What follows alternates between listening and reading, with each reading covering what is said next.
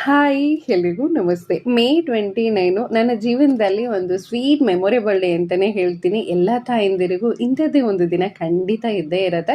ವೈಭವ್ ಬಂದಿದ್ದು ತುಂಬಾ ಸ್ಪೆಷಲ್ ಅಂತಲೇ ಹೇಳ್ಬೋದು.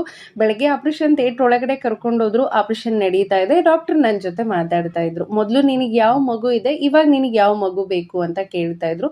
ಮುಂಚೆ ಹೆಣ್ಮಗು ಇದೆ ಮ್ಯಾಮ್, ಇವಾಗ ಗಂಡು ಮಗು ಆದರೆ ತುಂಬ ಖುಷಿ ಆಗುತ್ತೆ ಅಂತ ನನ್ನ ಮಾತು ಮುಗಿಸೋಷ್ಟೊತ್ತಿಗೆ ವೈಭವ್ ನನ್ನ ಕಣ್ಮುಂದೆ ಇದ್ದ. ಡಾಕ್ಟ್ರು ನೀನು ಅನ್ಕೊಂಡಾಗೆ ನಿನಗೆ ಗಂಡು ಮಗು ಆಯಿತು ಅಂತ ಹೇಳ್ತಾ ಇದ್ರು.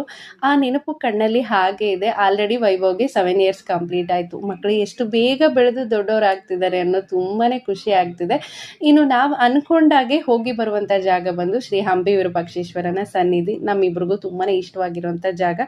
ಅಲ್ಲಿ ಅರ್ಚನೆ ಮುಗಿಸ್ಕೊಂಡು, ಅಭಿಷೇಕ ಮುಗಿಸ್ಕೊಂಡು, ಹಾಗೆ ಹುಲಿಗೆಮ್ಮ ದೇವಸ್ಥಾನಕ್ಕೂ ಹೋಗಿದ್ವಿ. ಅಲ್ಲಿ ಕೂಡ ತುಂಬ ಒಳ್ಳೆಯ ದರ್ಶನ ಆಯಿತು. ಇನ್ನು ವೈಭವ್ನ ಫೇವ್ರೇಟ್ ಪ್ಲೇಸ್ ಆಗಿರುವಂಥ ಡ್ಯಾಮಿಗೆ ಕೂಡ ಹೋಗಿ ಬಂದ್ವಿ. Please subscribe. Thanks for watching.